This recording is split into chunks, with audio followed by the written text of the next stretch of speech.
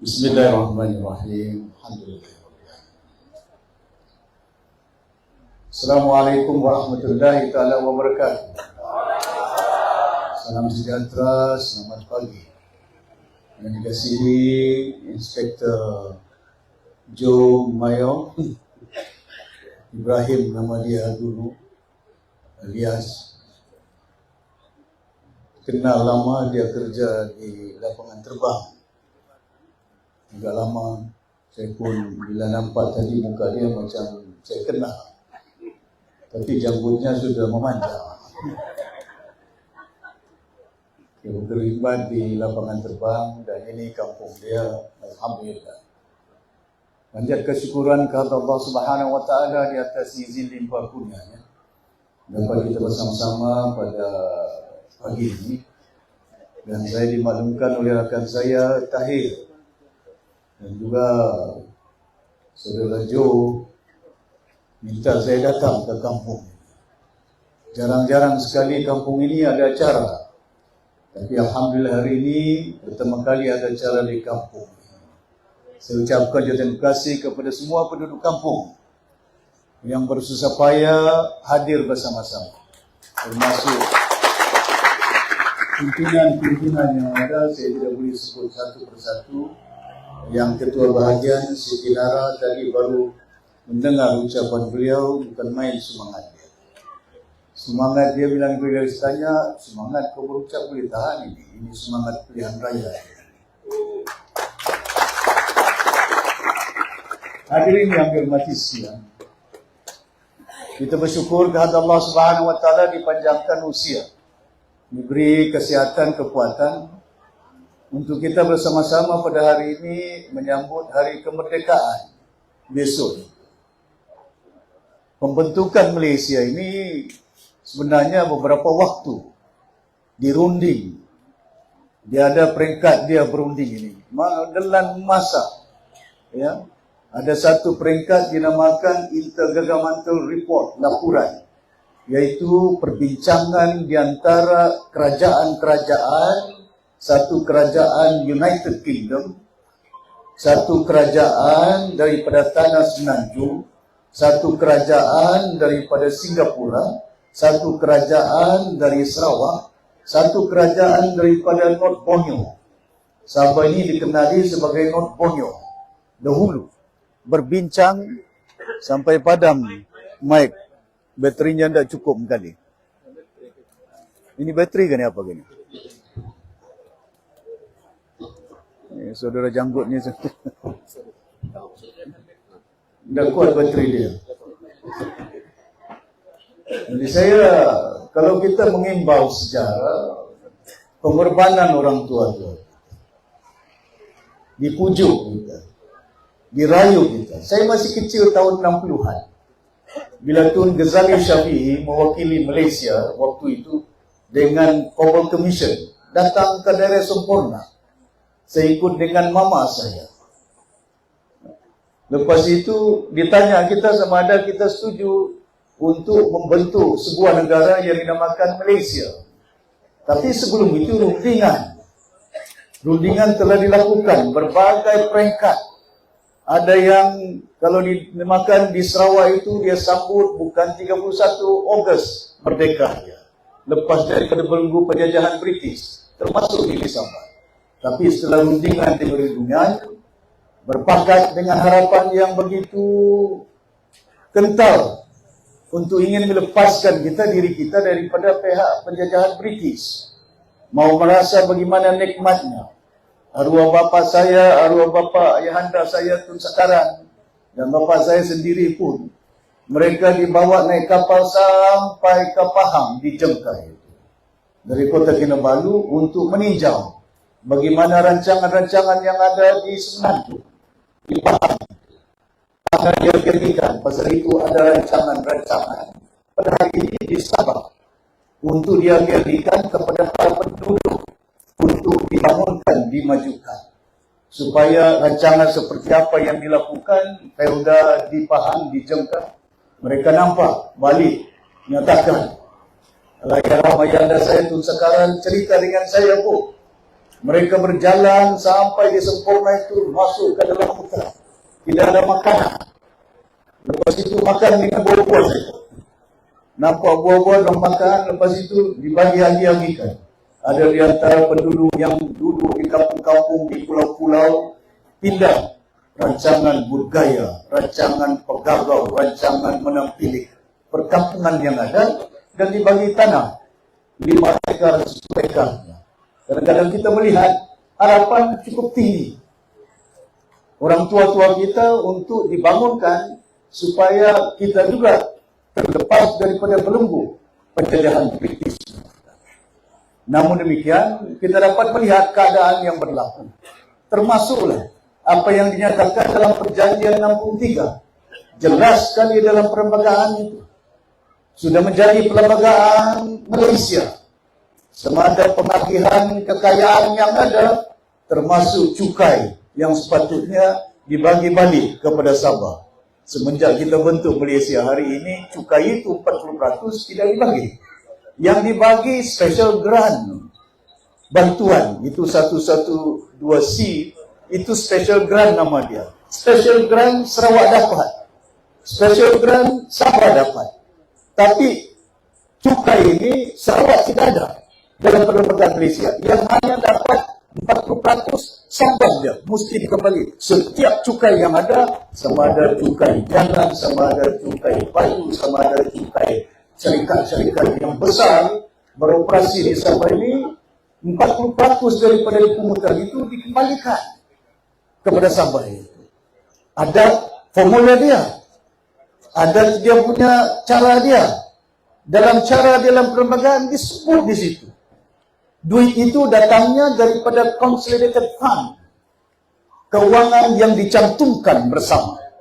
Sudah dijelaskan di situ, bukan tidak ada cara dia, ada cara. Tapi pada hari ini itu sampai hari ini dibawa ke mahkamah oleh pihak gabungan peguam tinggi Sabah untuk menyatakan bahawa hak kita lawan dan kita kembalikan kepada negeri Sabah. Kita masuk mahkamah ini. Jadi saya tidak boleh bicarakan panjang. Nanti bila besok pula contempt of court. Ya.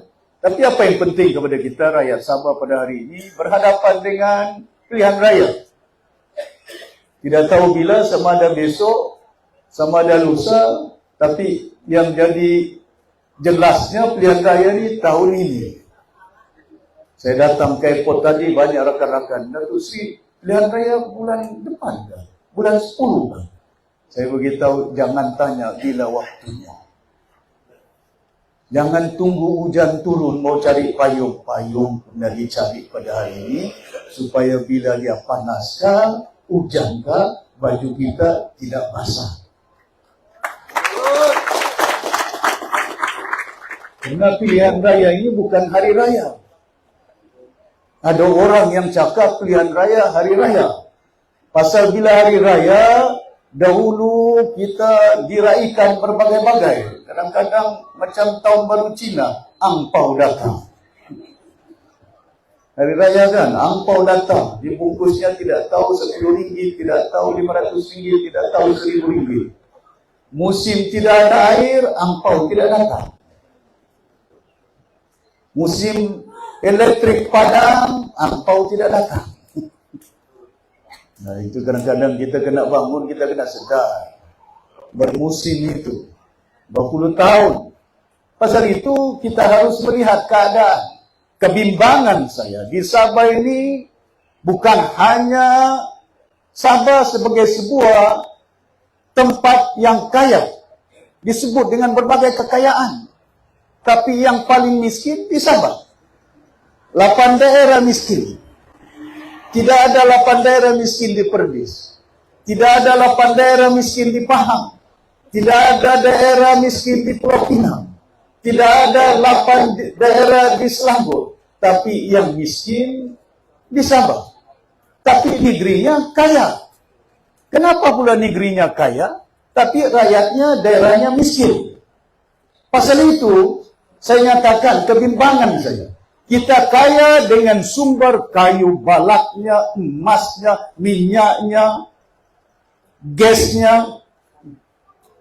Kaya dengan pengangguran, kaya dengan rasuah. Bukan hanya kaya dengan minyak, kaya dengan rasuah. Pada tahun 2000 berapa itu, tidak ada kejadian di dunia satu jabatan yang didapati mempunyai simpanan duit 170 juta. Cuma di Sabah, nama jabatan, jabatan air. Kamu lupa sudah itu. Betul. Pasal itu saya beritahu, jangan tunggu ada payung. Diingatkan. Pasal itu diperingatkan oleh Allah SWT, tunaikan solatnya subuh pagi-pagi, lepas subuh zuhurnya, lepas zuhurnya makan tengah hari, kenyang dia asar, supaya exercise rokoknya itu. Lepas itu maghribnya, lepas maghrib isyaknya itu. Pasal apa? Kenapa tidak 5 waktu sekali saja? Ya, semuanya dirangkum satu kali. Tapi Allah Subhanahu wa taala diperingatkan, jangan lupa janji kita kepada umat, inna salati wa nusuki wa mahyaya wa mamati lillahi rabbil alamin. Diperingatkan, tapi kadang-kadang lupa. Terlupanya itu pasal datang angpaunya. Bila datang angpau, muka si Tahir pun lupa, muka si Jo pun lupa. Pasal itu manusia diperingatkan, inna salati wa nusuki wa mahyaya wa mamati lillahi rabbil alamin. Amalan kita, kehidupan kita, bukan lillahi rabbil fulus. Ini yang saya bimbang. Kadang-kadang kebimbangan saya ini manusia, ya, bagaimana keadaannya sehingga ada yang menyebut wahai kami tidak cukup makan. Sehingga kadang-kadang itu menyatakan sesuatu perkara yang membimbangkan saya. Perpecahan umat di Sabah ini yang paling membimbangkan saya. Kita berpecah oleh kerana bangsa. Kita berpecah oleh kerana agama. Ya, pengajaran kita. Semenjak kemangkatan Rasul, para sahabatnya, Sayyidina Ali, Sayyidina Abu Bakar, bergaduh itu. Bergaduh Syiah dengan Sunninya itu. Bergaduh Saudi dengan Irak, dengan Iran. Di depan mata, dibom Gaza, dibom Palestin, dibunuh anak, tidak cukup makan, hanya mampu menonton negara-negara Arab. Pasal apa? Lain, kumpulan-kumpulan. Begitu juga Kristian. Kristian ada kumpulannya, ada Katoliknya, ada Protestan. Jadi perpecahan oleh kerana agama membimbangkan saya.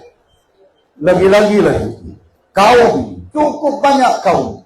Bangsa itu, bangsa ini, si Jo ini keturunannya Jerman.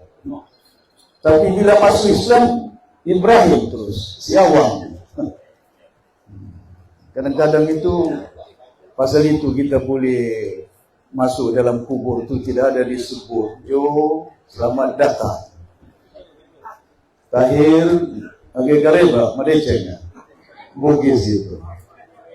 Kadang-kadang ini, ya itu suku-suku kaum yang ada.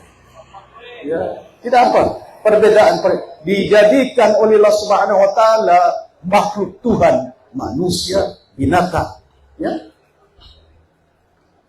Bukan haram menonton babi itu, tidak haram menonton anjing itu. Dan kadang-kadang ini simpel. Duduk di situ, bila tengok orang makan, dia minum, dia haram. Dia yang minum, dia yang makan, bukan kau yang makan. Tidak dalam hadis, tidak dalam Al-Quran menonton orang makan haram. Tapi kadang-kadang perjalanan itu sehingga suara saya pun tidak begitu, mungkin jauh ini. Ya, bateri kan, tidak ada karannya. Jadi saya harap sungguh kepada hadirin yang dihormati sekalian, beramal agama masing-masing, tidak ada paksaan. Bagi agama Islam di mana ada paksaan, sehingga bila kau mengucap asyhadu an la ilaha illallah wa asyhadu anna Muhammad Rasulullah, wajib ke atas kamu puasa itu.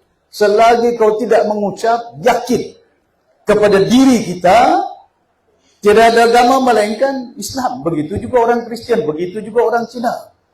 Ya, agama mereka masing-masing. Tapi dalam pilihan raya ini, kena ada keyakinan dia. Yakin kita menang pilihan raya. Tapi yakin dengan semata-mata kita lepaskan perkataan kita yakin. Tapi kalau undinya tidak dibagi, tidak menang. Macam mana kita dapat undinya? Meyakinkan manusia bukan mengukur dengan janjinya, tapi mengukur manusia dengan amalannya, perbuatannya itu. Pasal kalau kau mati, kau tidak ditanya, disambut dengan kereta ninja. Kalau kau disambut kereta ninja, ninja pun tidak muat di kubur itu. Besar lagi ninja dari kubur. Kau punya jam itu mana boleh kau bawa mati?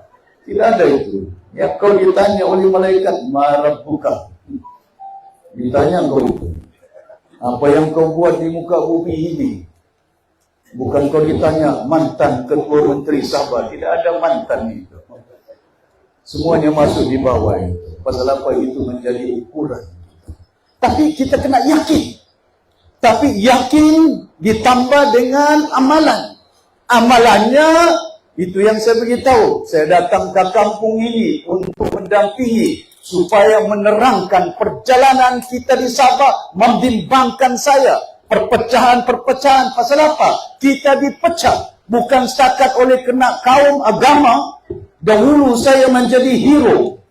Bila saya dalam UMNO, hero UMNO.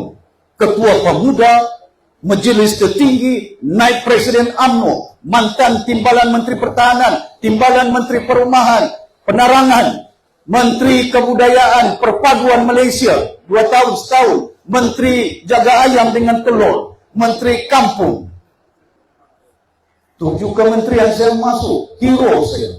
Berucap di PWTC, UMNO, inilah harapan kita. Bila saya lawan BN